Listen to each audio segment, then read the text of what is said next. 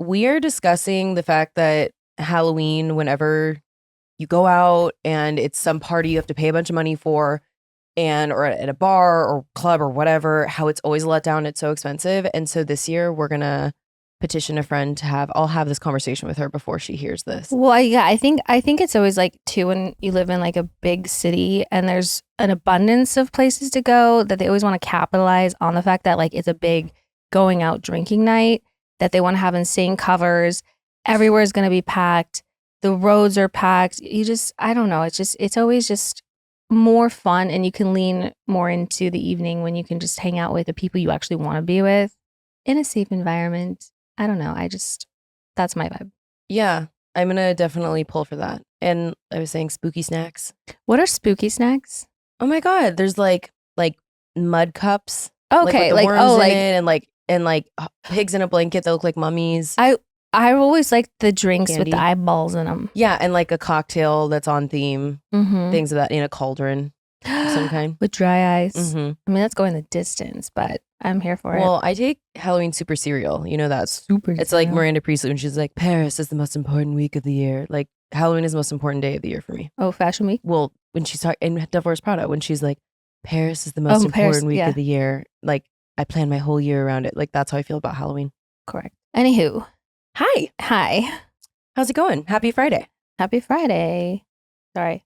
I have like, you know when you get like the burn, like I have an acid reflux thing happening. Oh, I know the burn.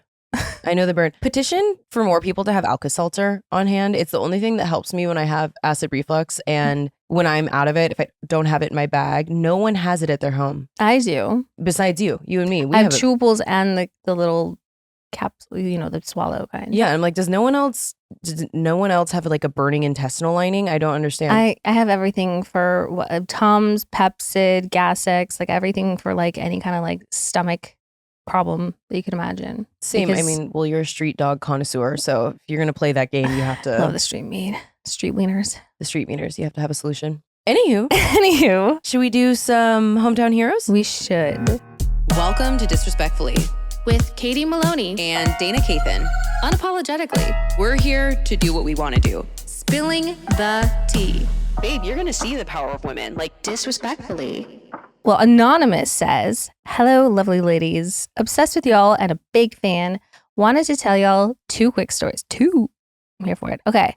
Ooh, the first one, Area 51. So my stepdad was a brilliant engineering mind. He specialized in designing/creating fuel areas for the majority of the 80/early 2000s aircraft, spaceships, and military. When I'd go to sleep, he'd tell me all kinds of bedtime stories. And one was about Area 51. Were these bedtime stories, or was he just needing? He was trying to terrify you. Did he want you to sleep? He just needed someone to talk to. Did he want you to stay up all night? He was on the team that created the B-2 bomber, which was the first aircraft that couldn't be detected on radar. Yeah, he would tell me how his company sent him to Area 51, and that's how they designed the B-2 bomber based on spooky aircrafts there that they got to look at. He also told me he saw aliens and tanks and how they're very much real. Cool, right? I heard y'all on the podcast today with Stassi talk about what questions you'd want answers to and thought it'd be fun to share with you. Well, thank you. Cool, for that. Right? Yes, that's the coolest thing I've ever heard. I mean, we know that what they have. We know that they have real aliens. Yeah. But do you think when she means tanks, like floating around in like a lit up like water, like just like in the movies? Okay. I mean, I believe this. So that's so cool. We have the confirmation from your stepdad that didn't want you to sleep. Okay, amazing. All right. And number 2, sororities. I graduated early from high school, so I was already super young going into college, 17 to be exact, and graduated at 20. So I joined a sorority thinking it'd be great. No, false. I'm a Latina in Texas, and at this school, the best sorority was all blonde chicks. I, however, obviously graduated, had a great GPA, and helped in that aspect and was asked to join. I was excited, but knew I was the token Hispanic chick, which whatever, you accept it for what it is and try to have fun. Well, long story short, I was bullied by bitches for 4 years older than me. They followed/stalked me home and dragged me out of my bed. I lived in the sorority house, so they had access to my room easily and were threatening to beat me up. What the f***? I kept telling them to hit me first. Yes, queen. Because I would have obviously beaten the fuck out of both of them at once. LOLs. But of course, they were all talk. They were older and blonde and pretty, so obviously got kicked out of the house and the sorority, but way better off not involved with them anyways. It was hard at the time, but you all make your listeners realize trauma is sometimes a blessing in disguise.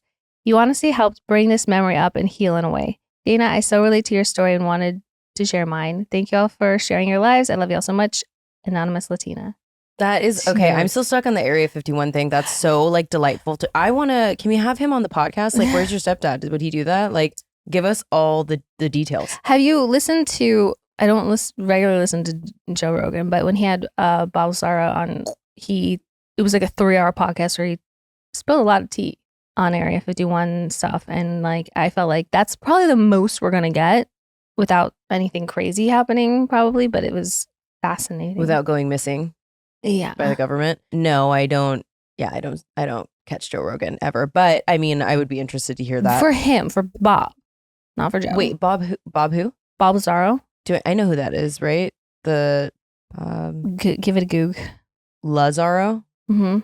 Oh yeah. Mm-hmm. Yeah, I definitely recognize him. His Wikipedia says Robert Scott Lazar is an American. Oh, Bob's Lazar, not Lazaro. I was thinking of Adam Lazaro.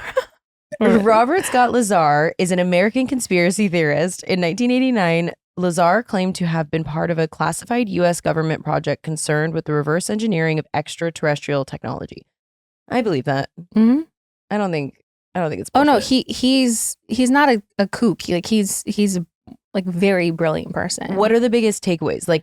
Are there any big concepts that stayed with you that he said that you were like, wow, that's crazy? It's been a number of years since I listened to it, so I can't think of specific things at this present moment.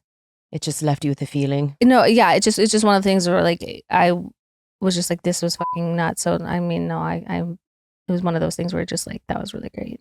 Well, those were 2 excellent stories, and I'm sorry that you had that experience with a sorority. Unfortunately, I don't think that is you're an outlier, but I also love that you said hit me first. You guys never hit someone first. You always let them hit you first. I know that a lot of people have very different experiences and sometimes wonderful experiences in the Greek system with sororities and things like that. They're not all like this, but like my hot take is that it's a breeding ground for people that just have this kind of complex and just are, that way. And it's just, I don't know. It's just, I don't like it. Well, no, and I split the difference because like I said, like I made great friends there. I did overall have a net positive experience just in general. But yes, I think that some of the stereotypes exist in real life. And I think that you get a mixed bag. But like, yeah, they're also, it's not like across the board. There are some wonderful people and they, do wonderful things. But it doesn't surprise me. And yeah, just our takeaway from this episode, don't hit someone first. Self-defense. Anywho, Anonymous says, hi team, huge fan. Very much enjoy the pod and the stories you share. I thought this story that I had never told might make for good listening, so here it goes. 15 or so years ago, I moved to London. It wasn't my first time living overseas, but I was now in my mid-20s. Oh God. Remember what the story's about? We just can't go one episode without a poop story. Mm-hmm. And wanted to make sure I made the most of it. To say I very much embraced the drinking culture there would be an understatement. I wasn't going to miss out on any of the good times available to me. And good for you. That's what your mid-20s are for. I was working with a lot of young, wealthy salespeople who love to party. Sorry, quick sidebar. Have you watched Industry? No, what's that? On Max. Have you, Allison? A little bit. It's about, I don't even know what you call it, but it's finance. They're like a big bank. It kind of feels like what Wall Street would be here, investments and whatnot. And it's based in London. And it's like they're in a capsule of the 80s of like Wolf of Wall Street, basically. Nice. So it sounds like that is a real thing. I wasn't going to miss out on any of the good times available to me. I was working with a lot of young, wealthy salespeople who love to party. We would regularly go out after work several times during the week. It was all part of the culture, and turning up to work still drunk, or at the very least, super hungover, was the norm. On one particular night out at a super seedy club where my ballet flats kept coming off as they stuck to the alcohol-soaked carpets, I was perhaps more drunk than I realized. I went to the bathroom, excitedly grabbing a lollipop from the free display set up in there, only to realize they weren't free at all. They were, in fact, part of the bathroom attendant's display. We don't have anything like that where I came from. Thankfully, another woman in the line took pity on me and slipped the attendant some cash for my indiscretion. Too drunk to realize how drunk I must have seemed at this point, I went into the cubicle Did the hover because the toilets are gross and went to leave, only to see a person from work who is unbeknownst to me had also been in line. I excitedly said hi and she went into the cubicle I had just used. Not a moment later, I hear her shriek and then see her reappear from the toilet. To my absolute horror, she pointed out that there was poo all over the back of the toilet and the seat. Eyes wide, she looks at me and I look back in confusion as I hadn't noticed and I was sure it hadn't come out of me. I frantically started looking at my dress and the back to see if it had inadvertently gotten on me, but found nothing. I swear it wasn't me, but I could tell she didn't believe the messy girl who had just swiped the lollipop but not noticed the gross loo. The next time I saw her at work was super awkward. I tried to explain that it wasn't me, and there was just no way that she believed me. I'm still mortified when I think about this, but maybe sharing the horror will help me move on from it. Hope you got a kick out of this one. Let this be a reminder to always look before you hover. That would keep me up at night for years. Yeah, that would be one of the ones where you're trying to fall asleep and you like flinch awake because of it. I mean, but also that level of unbothered or that level of drunk and unbothered is aspirational. Yeah, you're on that's some hometown hero shit. You're on another level. Do you think she did it? No. This is a real whodunit. Like listen, like you can be drunk, but you're gonna know if you also just shit. I don't know. Right? Maybe it's all the true crime I watched. Let's back into this. What I think happened is she walked in like Johnny Depp from Pirates of the Caribbean, like looks like she's been out in the sun too long, goes in, doesn't even look at the toilet and just knows it's gross. So she's going to hover. So she just hovers. She does her business, leaves.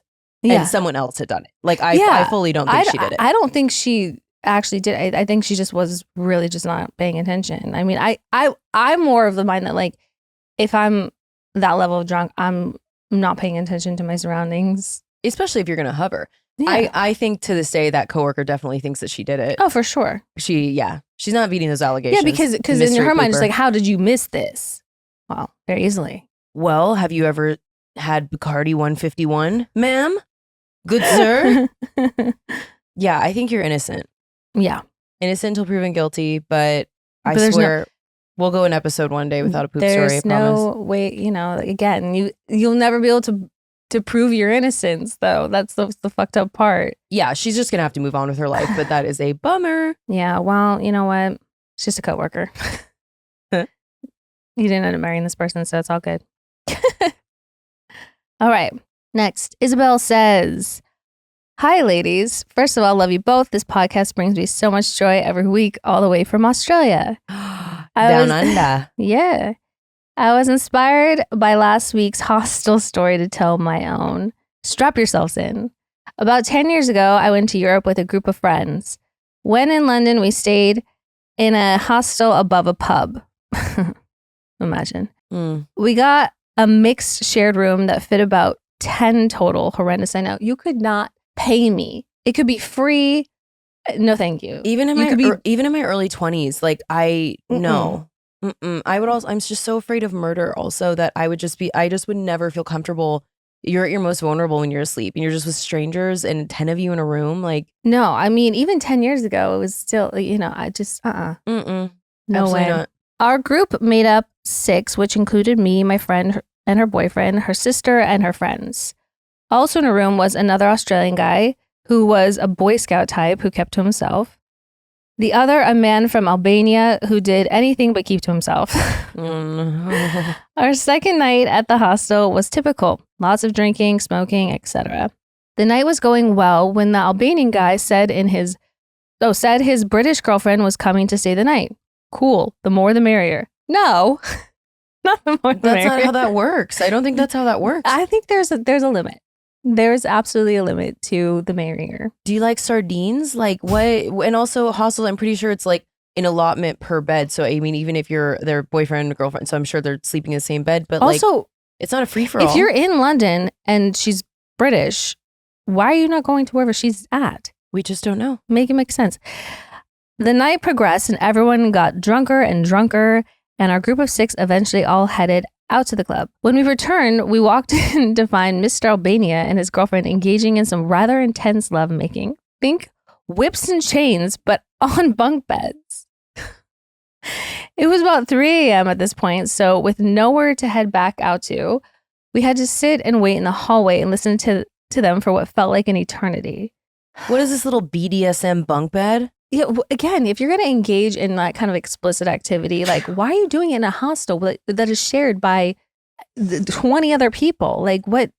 Just how? There's expositionist, and then there's this. No, that's so crazy. I mean, even if it's just like really simple missionary style, is still a lot for everyone else in the room. Like, but whips and chains, what? For the love of God. Like, is Mr. Albania walking around like a dog with a ball gag in? Like, I'm scared. That's what's happening. She's just riding him around like the room like a horse.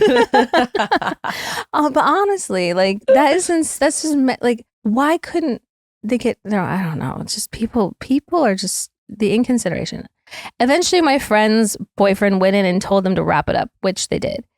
Mr. Albania and his girlfriend left to go for a cigarette, and we could finally go to bed. We walked in and switched on the light to find the quiet Boy Scout hiding under the covers. He had been in there the whole time. We all burst out laughing, and I fear the boy was scared for his life. I hope this made you giggle. Disrespectfully, Isabel, Brisbane, Australia. Poor puppy. He probably was scared for his life. He's like wanting to make shadow puppets and start a fire, and these people are just the ponies riding around the room. Do you think he got a patch for that? I don't think there are any patches for that, unfortunately. Surviving trauma patch? Yeah, trauma patch, surviving the whips and chains, the ball gag of it all. I bet the patch has one on it. Yeah. Oh, poor Angel. Maybe he was a little perv though. I feel like there's too many hostile stories of people getting freaky in front of other people. There should be rules against that. You should be fined. You should be kicked out. Like, I don't know. People are fucking gross. Well, I think it's back to like the sorority thing. I think that it's like, I've heard people having really positive experiences at hostels and experiences like this. And I'm like, I just don't want to find out. I'm really excited for this next one, and I'm really happy you're reading it. Okay. Jessica says, I know it's spooky season, so here is my spooky dating nightmare. I was dating a guy that I knew from elementary school that had something attached to him. So last year, I did my occasional where are they now search on folks. To my surprise, I found out that this shy boy grew up to be a very scholarly, handsome, and lived nearby. Friend request sent, and he instantly wrote back. He was beyond delighted, and we decided to meet up that day. All was smooth and flirty from there. I felt comfortable talking to him, plus he was a good listener and soft-spoken. 2 months in, and some new shades of color started showing. Mr. Handsome had just moved out of a living situation with 2 other roommates. He lived in a very unsafe area of town, and I didn't think too much about it. I never saw his roommates, and he painted the picture that they were very strict, no guests, no drinking. I was excited to hear that he would be moving near my work. The residence was his grandparents' house, which his grandmother had been long past, and grandfather was living in a care facility far away. I guess he was watching/taking care of the home. The house was last remodeled, I would say, in the late 70s, 2 stories, nice finishes, green, dirty swimming pool, but overall a potential to be livable. The house had been cleaned in only the kitchen, living room, stairwell to the primary bedroom, and bathroom attached. Everything else was dusty with boxes stacked with items. He seemed excited to take on this new project, so of course, I was excited for him. The place, being old, added a certain energy, but as the sun went down, the place seemed to radiate hot and cold in different rooms. I knew he had a lot to do before he settled in, so I was ready to head back home. When opening the front door, I froze. Glistening, shiny, thick strings lined the sides of the walkway, steps, walls of, and lighting were infested with black widows. What? So large, and so many of them had shadows. I had not seen their webs when I arrived before the sun went down. I had made it to my car as he yelled, "Don't be dramatic, it's not a big deal." The house had been vacant for years, so I shouldn't be shocked. I don't know, I still feel like that's pretty shocking. Black widows that can actually kill you. Yeah. What is not shocking about that? This sounds like an episode of Goosebumps. Yeah. Like, is this an R.L. Stein or whatever the fuck his name was? Yeah. I left time and gave space for him to get things right in the home. He invited me over to see the progress and to make me dinner. Upon arrival, what is it, spider soup? Like, what the fuck? Upon arrival, I noticed the webs had not been removed.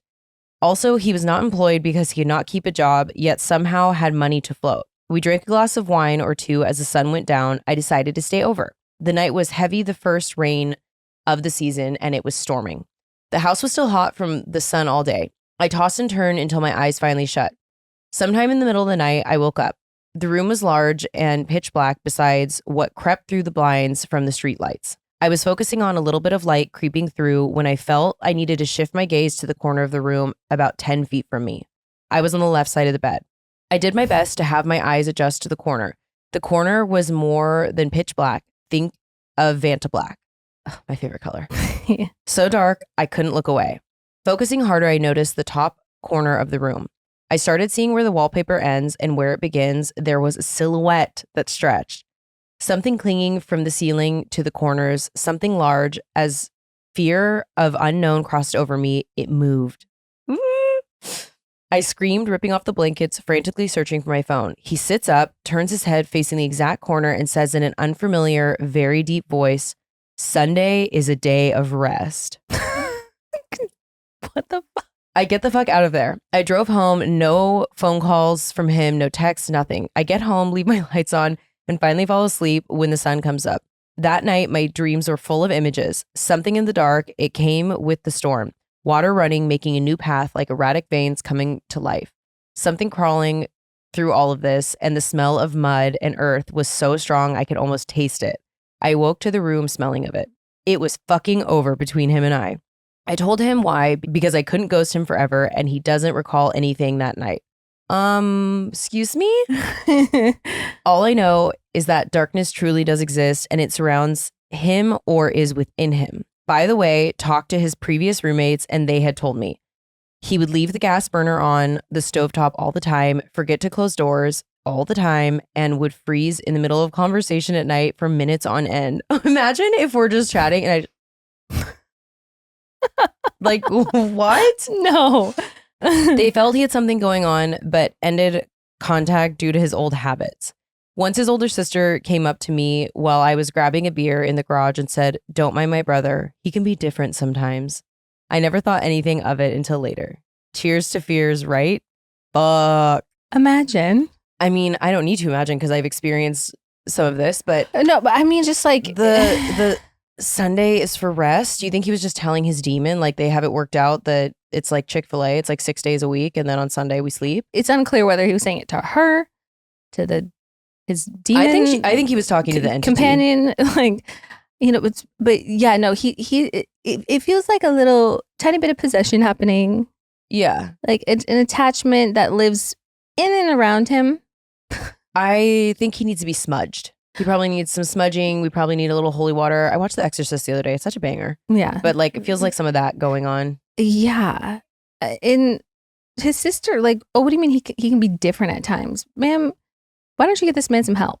I had something scary happen the other night, and I almost don't want to say it here because I don't want to give it life, but I had a freaky little paranormal moment. And I mean, I've said we've talked about before that we should do a paranormal episode, but maybe for Halloween. Ooh, we'll have a little Halloween spooky episode. That's a good one. It's a good one. Should we dress like ghosts? We can dress however we want, but we'll keep the theme. Okay. But okay. I love that. What happened? Something was crawling on my bed, and it was like really scary looking. And at first I thought it was Lazaro because it was black. And I reached over and she was sitting next to my head. And then I sat up and it went away. But it was very like, I could very and I felt the weight on the bottom of my bed.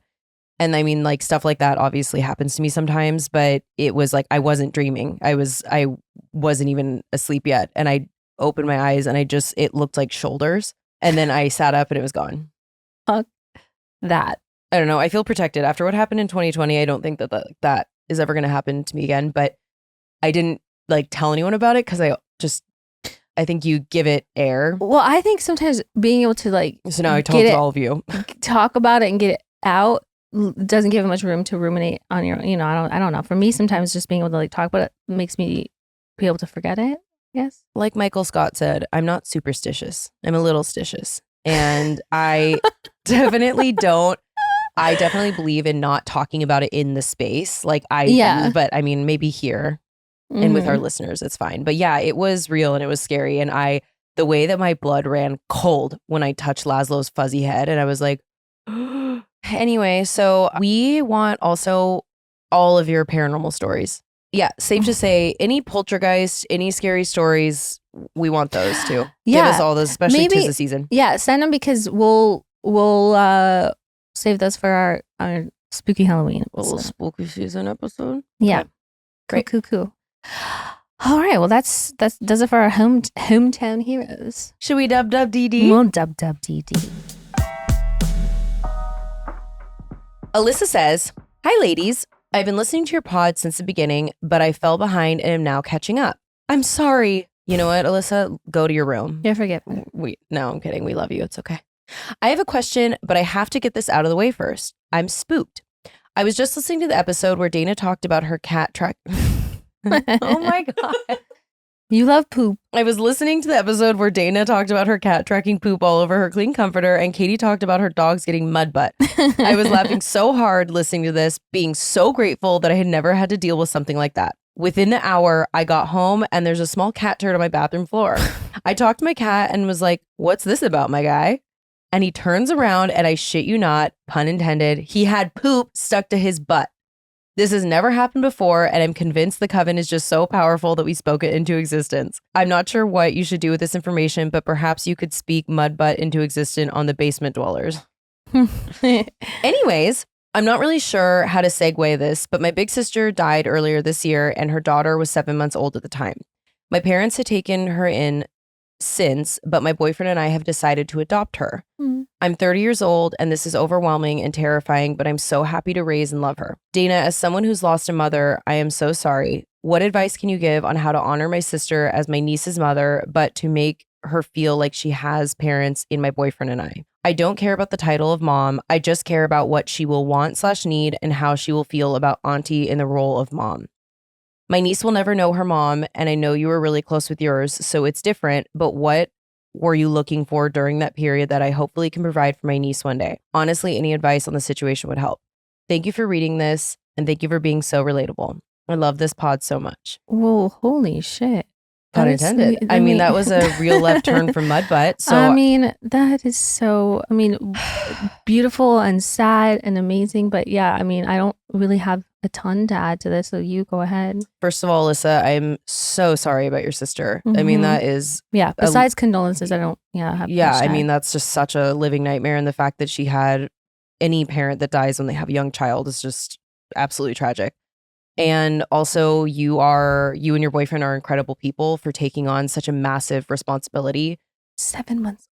7 months old. And it's so sad that she won't remember her. But what I do know is that your sister will definitely live on through you and the way that you share her memory. And since she won't have memories of her own, I feel confident just by the way that you laid this out and how much you care about not just her emotional well-being, but her spiritual connection to her mom, that you're going to do a great job. You know, I'm not an expert on this particular situation, but I would say that I'm guessing she will look at you as her mom. And it doesn't, it's just like with adopted parents or step parents, like parental love can happen in situations that aren't just because she came out of your body and you guys share blood. So as she grows up, I think that she'll have what she wants and needs from you because you're going to be such an amazing person. And again, the way that you're already concerned about these things tells me what I need to know about you. I think that the best thing that you can do is, like I was just saying, keep her memory alive. And, I share photos and videos and express the way that she loved her and what their relationship was like for the 7 months that they had time together. And, she'll feel that love. So I can already tell you're doing the right things. This is, of course, by the way, you're overwhelmed. Like, this is a huge responsibility to take on and super selfless of you. But I think that she's going to have an incredible life with you guys and you're just the best. Yeah. I mean, it's the next best thing to her biological mother is to have her sister. So it's beautiful. It is. We're rooting for you. That's amazing. Okay. Steph says, "Hi, ladies. You guys have been getting me through a tough time. I'm 27, almost 28, and I very suddenly lost my job early September and went through an appeal process trying to fix the situation only to be denied. I loved my job and my coworkers. It was in the healthcare field, and given what led to the situation, I've totally lost faith in health administration, which is unfortunate as that is what I was continuing in school for. I have my first job interview since coming up, and I've been struggling, being embarrassed, and feeling unworthy since I was fired. I'm also deciding on going back to school for a completely different degree, as the degree I had is an associate's, and the next level does not have pay that equates to the cost of schooling. I'm trying not to lose my mind between feeling like a failure, beginning again, and just overall feeling lost. Any thoughts or advice would be much appreciated. XOXO. Oh, I mean, I think that feeling of like being lost and not having like that direction, especially when you like lose faith in something that you really were banking on and wanting to spend your life working towards, isn't something that many people have experienced. It's not something that like I've on some level have also felt that way. So I don't want you to feel like that embarrassment or that you're like a failure. Like you never want to feel like you're failing in anything in life, because I think it's just an opportunity to open yourself up to something else. And I think I feel like corny saying it, but sometimes it's the universe intervening in your path, perhaps. So I think it is an opportunity to, it's not, I'm like, trying to find my, I look at it as an opportunity to begin again, not like I have to start over, but just like you get the opportunity to find something else that is gonna like serve you more, I believe. And I think it can be just a blessing in disguise. And I know this is like I'm kind of just like being very generic in my wording and advice, but you should fall in love with so many different things and try so many different things, because I don't think we should be able to, like, we should necessarily have to find that one thing and stick to it. And if it doesn't work out, then we failed at it. I think you have to like reframe your thinking and your mentality about this.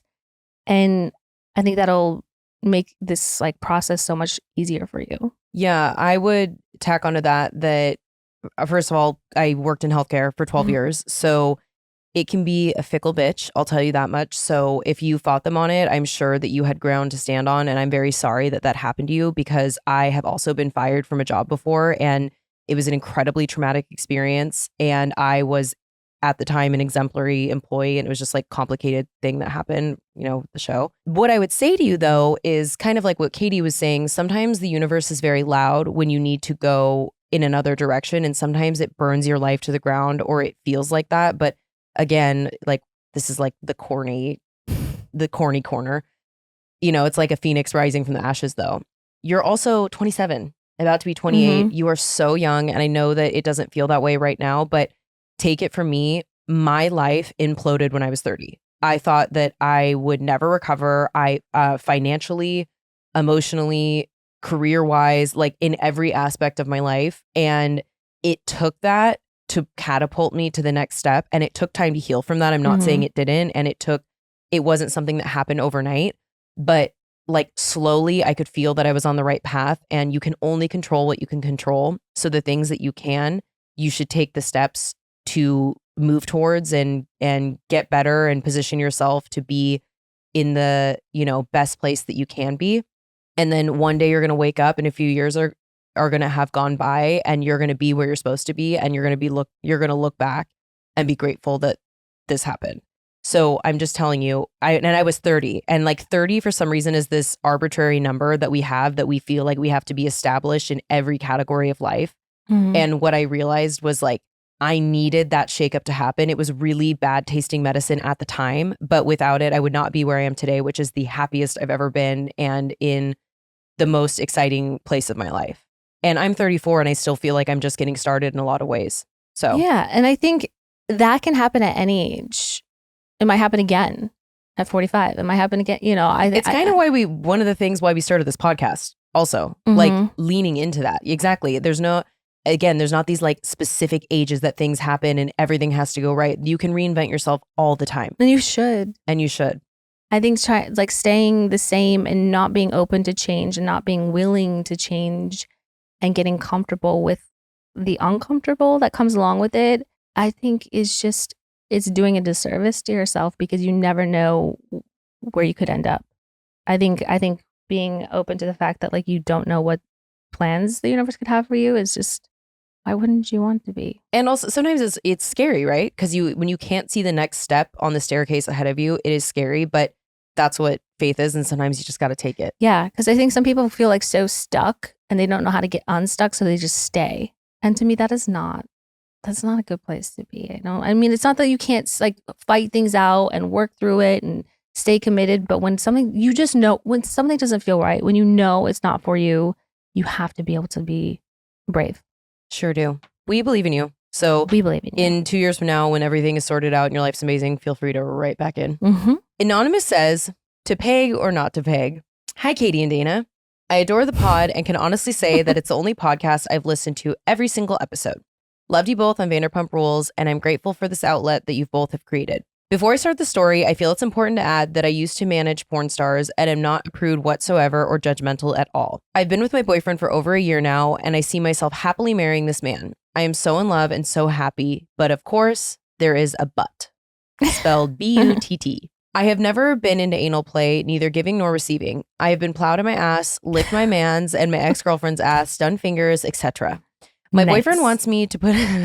Nice.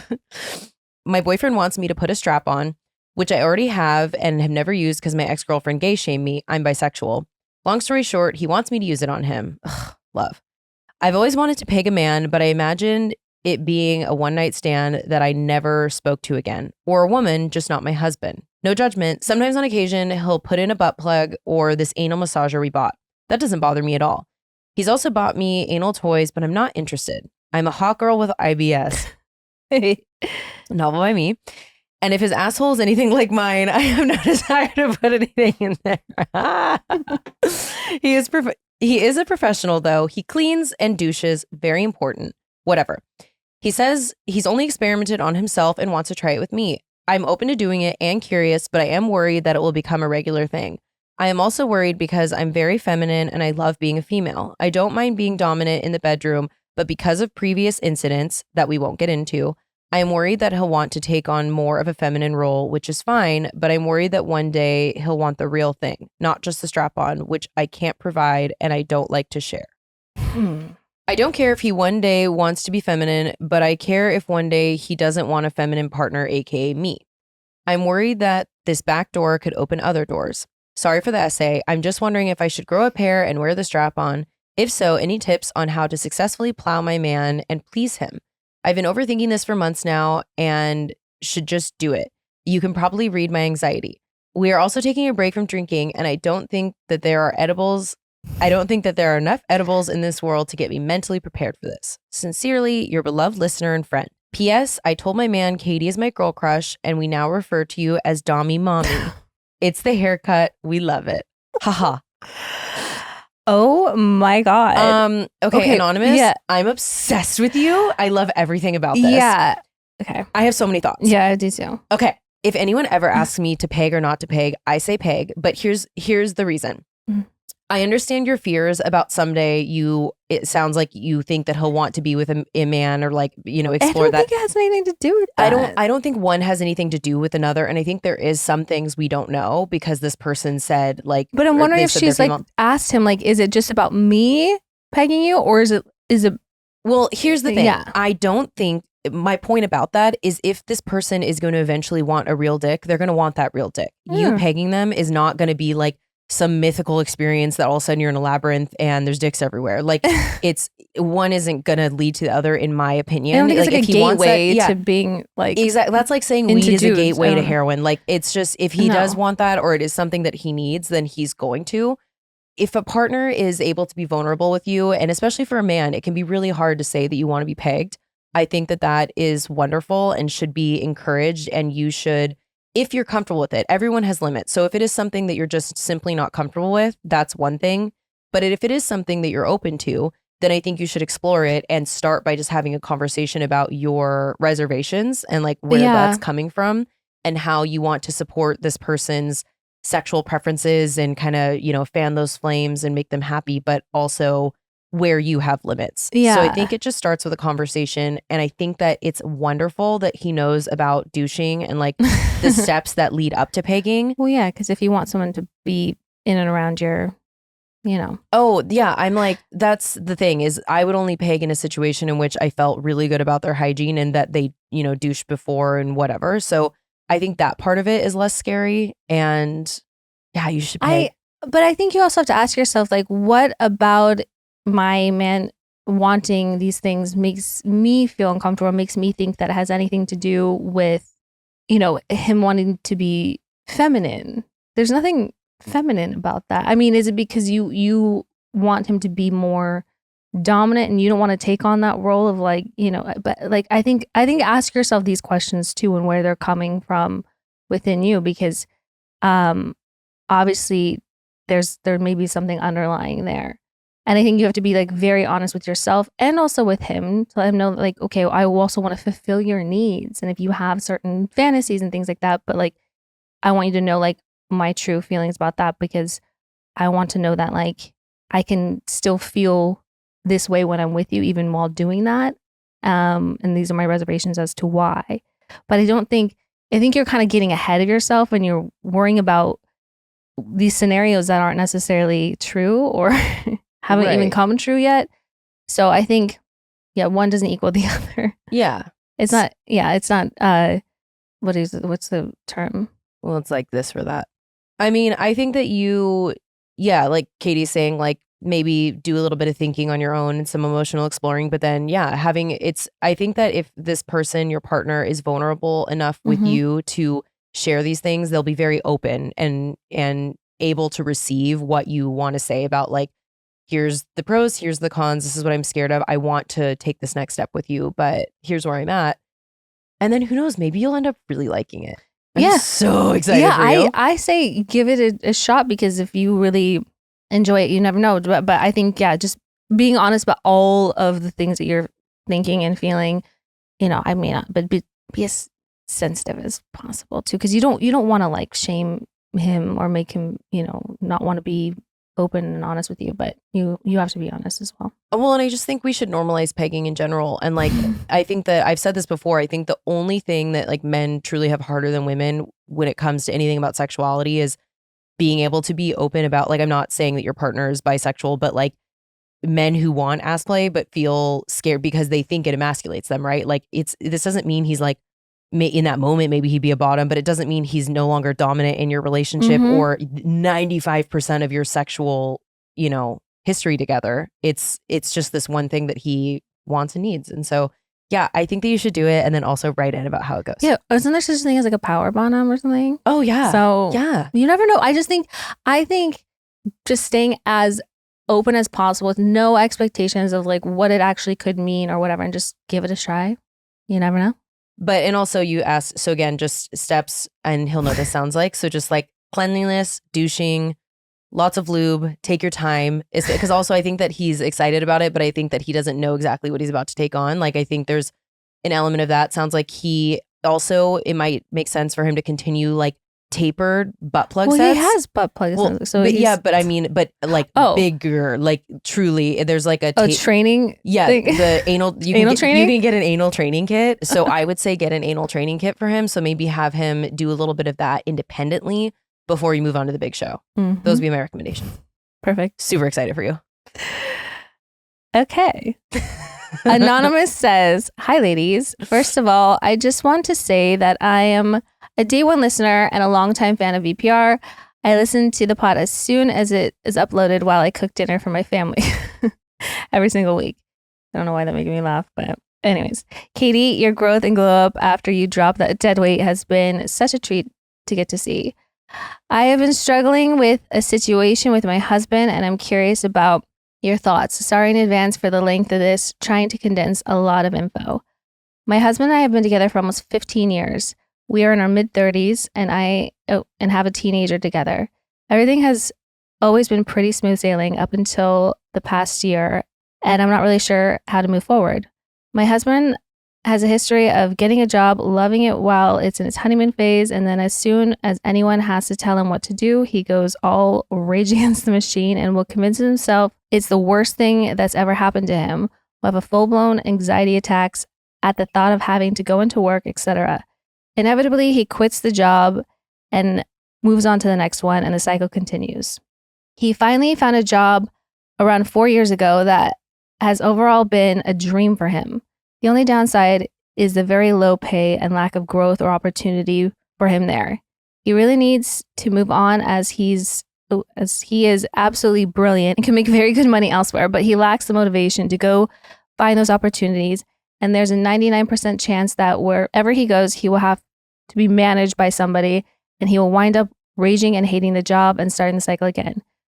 We've discussed this at length, and he's decided to stay put for now because of this. My career's kind of taken off. I started in my industry about a decade ago and have quickly been afforded incredible opportunities that have now landed me in a C-suite level position, managing our entire company and team solo, making easily 5 times the amount I was making when I started out. Now, the main reason I made these moves into busier and much more demanding roles was because my husband wouldn't do anything to bring in more income, and we needed more income due to the cost of living being insane where we are since 2020. Multiple times I've had to go get a second job to make ends meet, while he did nothing prior to this opportunity. For context, I now make easily 3 times more than him. This really has been the biggest opportunity in my life so far, with endless growth potential. That brings us to now. I have been in this role for almost a year now. He whines and guilt trips me constantly for not spending enough time with him. However, to be clear, I see him every single morning and every single evening. I have a flexible schedule and see him as often as humanly possible. I take care of bills, the finances, cooking every single meal, grocery shopping, housework, doctor's appointments, taking my kiddo to tutoring, after school things, all of it. I have to ask him to help. It's very clear he's inconvenienced and guilt trips me some more, because if I weren't in this job, I wouldn't have to ask for his help to help him. And I always owe him.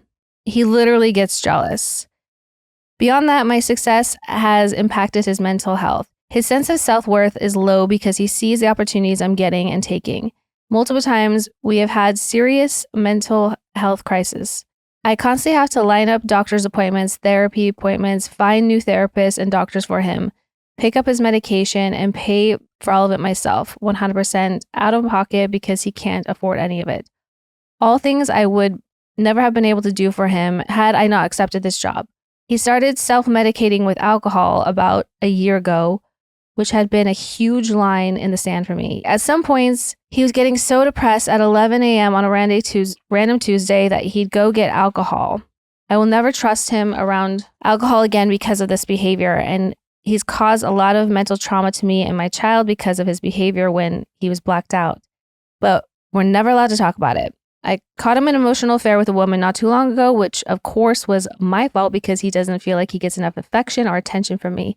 He has not spoken to her since I discovered it, to my knowledge, and I've checked, but we're never allowed to talk about it. I feel like it's my responsibility to make sure he's okay, and I can't leave someone that's in the middle of a very long, drawn-out mental health crisis. I also frankly don't want to leave my husband. I've been with him for a very long time, and until this bullshit gave me the biggest ick that's ever icked. He's always been my ride or die and my very best friend. I just don't know how to get him to see how insane all this behavior is and to see how hard it's been on his family. He has put me and my child in some very traumatizing situations during his mental health crisis and truly doesn't seem to see how fucked up that is or care. Any insight or advice you can provide would be much appreciated. Love you, ladies, and thank you for all you do.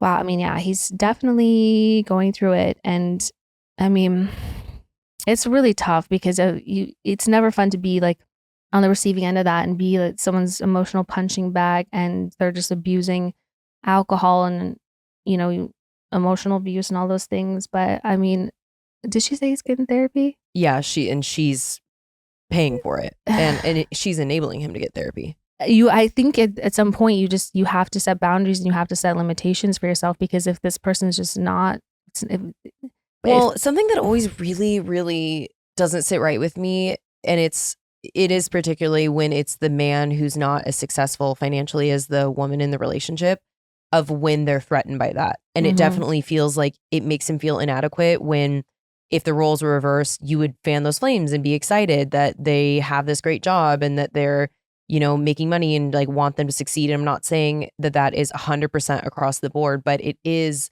Why does your success have anything to do with his? That's then him projecting it because he doesn't feel right. And like, also to your point that you were like, you know, every job has its problems. That's very true. So if he gets really excited about it and then doesn't like one person, like sometimes you just have to figure out where you belong and then push through. Okay, I've had these other jobs. I really didn't like this, but this is annoying, but it's for the most part better, and stick it out. But I also think it's okay if somebody wants to work a job that maybe pays less, but they enjoy it. 100%. I think you have to just enjoy your place where you work. Like, I don't think everyone needs to like want the job that they're going to like climb the ladder of success. If somebody just like wants to do something that they're just going to enjoy getting up and going to do, that's fine. But like, they cannot be threatened by other people who want those things. Right.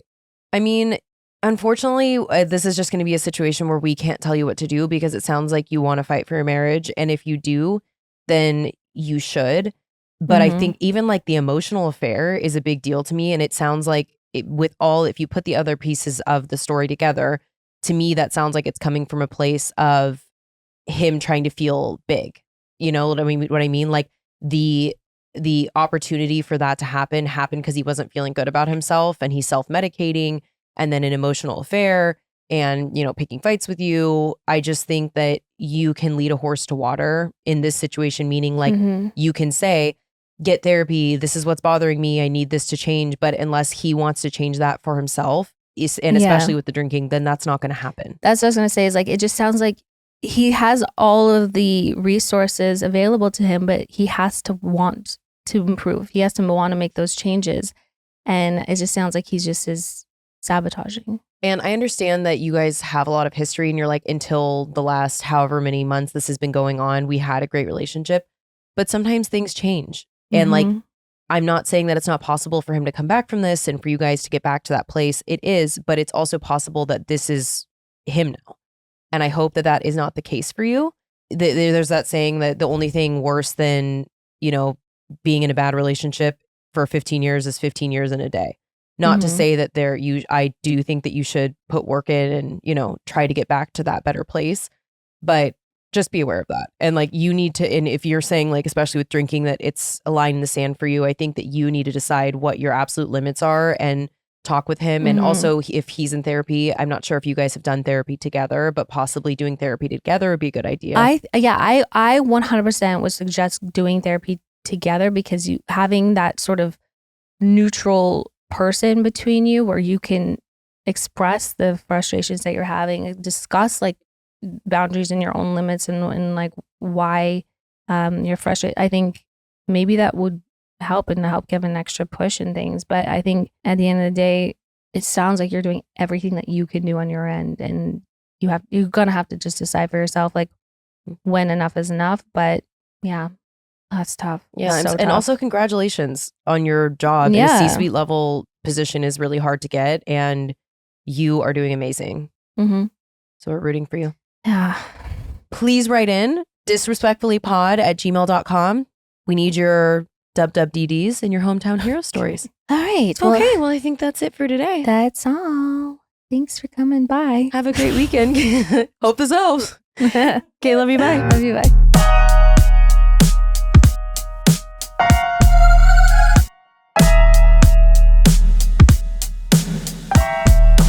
Babe, you're gonna see the power of women, like disrespectfully.